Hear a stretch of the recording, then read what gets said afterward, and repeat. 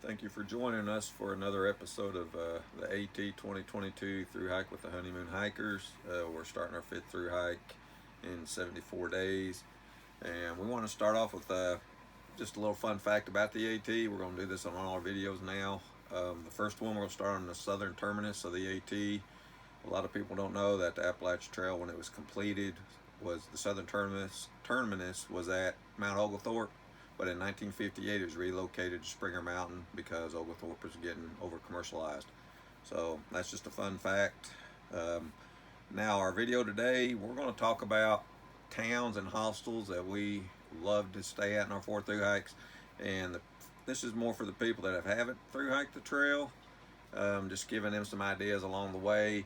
And also, if there's anybody out there that watches our video that has hiked the trail before and has had a great experience at a hostel or something, feel free to comment on our video, and that way to help the other hikers, make their choice when they get into the towns.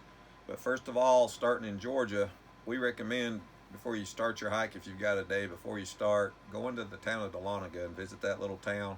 It's a cool little place to just get the butterflies out and get ready to start hiking the next day. And then the other town in Georgia that we recommend you hitchhike into and spend the night or just go in and resupply and have lunch is Helen, Georgia. They call it Little Switzerland. It's a neat little town to visit as well. And the one hostel that we'd recommend is really not a hostel, it's some cabins. When you get to Neal's Gap, it's about 0.2 to the right past the store. If you can find two or three other hikers like we do and split the cost of the cabin, I think they run about 80 bucks. So four hikers, you have $20 a piece. That's a great place to stay.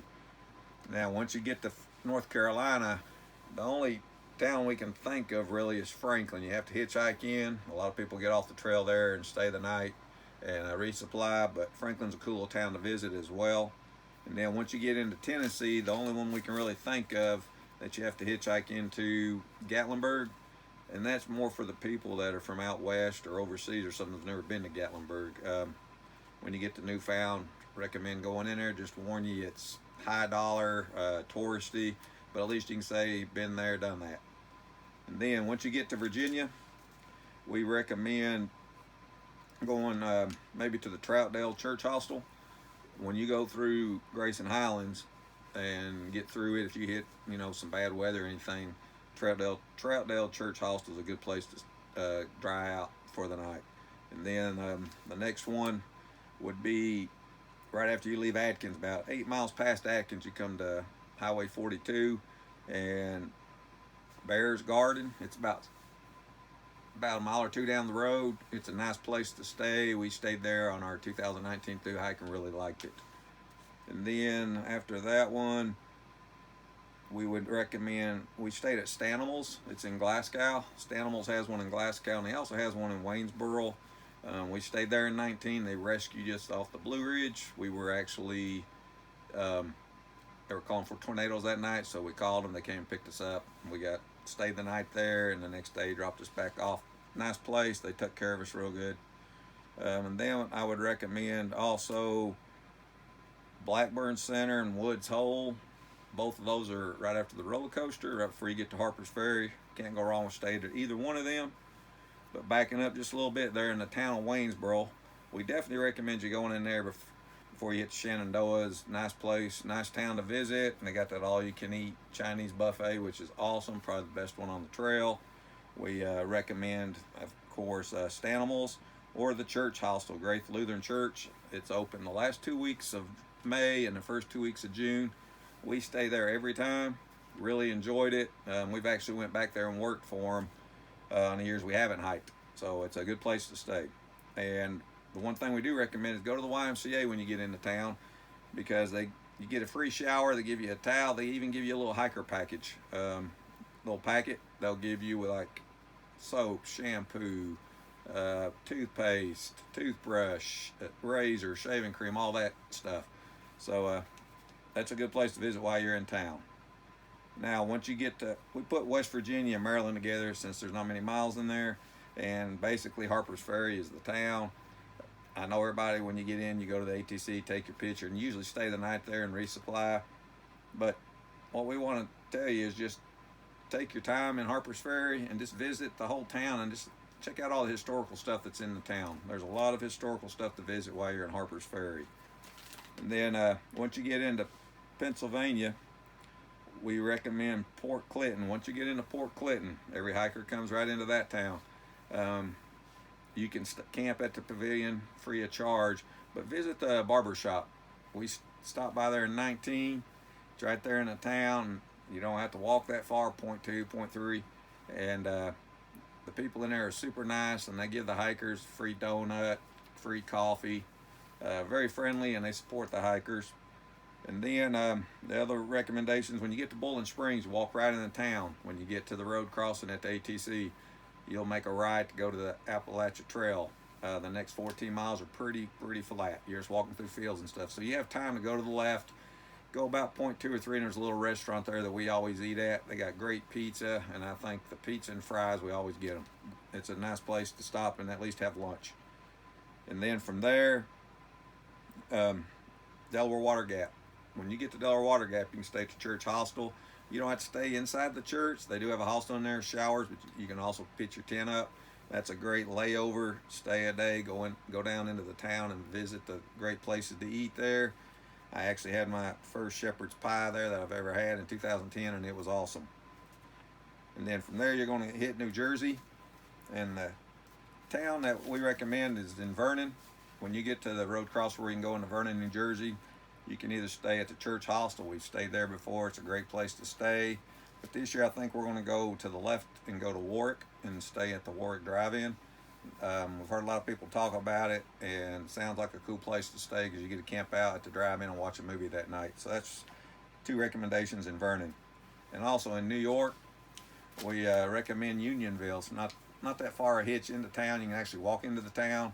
The pastor at the church in that town is actually a former thru hiker, and in 2019 it was freezing cold. We came to a road crossing. The church member picked us up, and they took care of us for the day and night. And also in the town, there's a cool little country store where you can get pizza, sandwiches, and resupply. Nice little place to stop. And then once you get into Connecticut, you'll get to a road crossing and take that mile walk up to Kent, Connecticut. Nice little town. You can get pizza, whatever you want. Nice coffee places along the town and resupply. So I recommend visiting Kent. Then when you get into Massachusetts, you come to Dalton. We recommend Tom Lavardi's place, if he still has a hostel. We heard he didn't anymore, but you'll walk right by his house, and he's been a cool trail legend for 40 years. He's let hikers stay there free of charge, never accepts any money, and it's just a cool little place to have a layover before you start over Mount Greylock. And then the other thing we recommend, and definitely stop here, is Upper Goose Pond. It's a half a mile off trail, well worth it. They have a cabin there. The upstairs is the bunk room. They have nice bunks with huge mattresses to sleep on. You get pancakes and breakfast in the morning, and they also have kayaks and stuff and canoes that you can lounge around for the day in the lake and go for a swim. So that's a nice place to take a day off.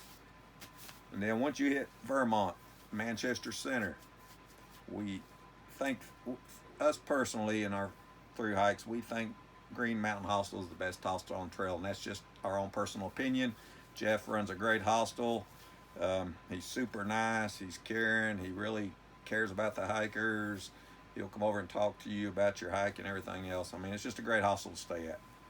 And then New Hampshire, once you get to Hanover, make sure you stop at all the places that you've heard that gives a free slice of pizza, a Snickers bar, a Danish, or a donut, because they all do that. There's 3 or 4 places along in Hanover that you can get this, so take advantage of it.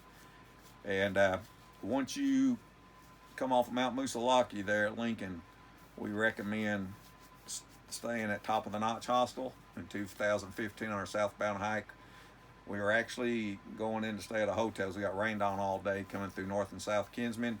This lady picked us up, had just opened this hostel, and I think we were the first people to stay at it. And she's cool, super cool, nice place to stay. So we recommend that one as well. And then once you get into Gorham, after you finally get out of the White Mountains before you head into Maine, we recommend the Barn Hostel. These people, in 2019, we stayed with them, and they're super nice. The upstairs they've got like 14, 15 beds for the hikers, and these are regular beds with like grandma quilts on them. It's a cool place. They got a ping pong table where you can play and hang out, and they also run you to Walmart. And then you hit Maine, of course. In Andover, we recommend the cabin. We've stayed there 2 or 3 times with Honey and Bear. Of course, as you know, if you know a lot about the AT, Bear passed away, but Honey still runs the place, and great place to stay. And then once you get to Munson, you can't go wrong with staying at the Shaw's Hiker Hostel or Lakeshore House, either one. And if you stay at Lakeshore, we do highly recommend that in the morning you go eat Shaw's breakfast, because it's famous on the trail before you hit the 100-mile wilderness. Get that belly stuffed before you head out, and I think you'll really enjoy it. We appreciate you following us. Appreciate you for subscribing to our YouTube channel. And the one thing we want to tell everybody is our motto is just put a smile on one person's face per day, and we'll make this world such a better place to live in. God bless every one of you, and we really do appreciate you following us.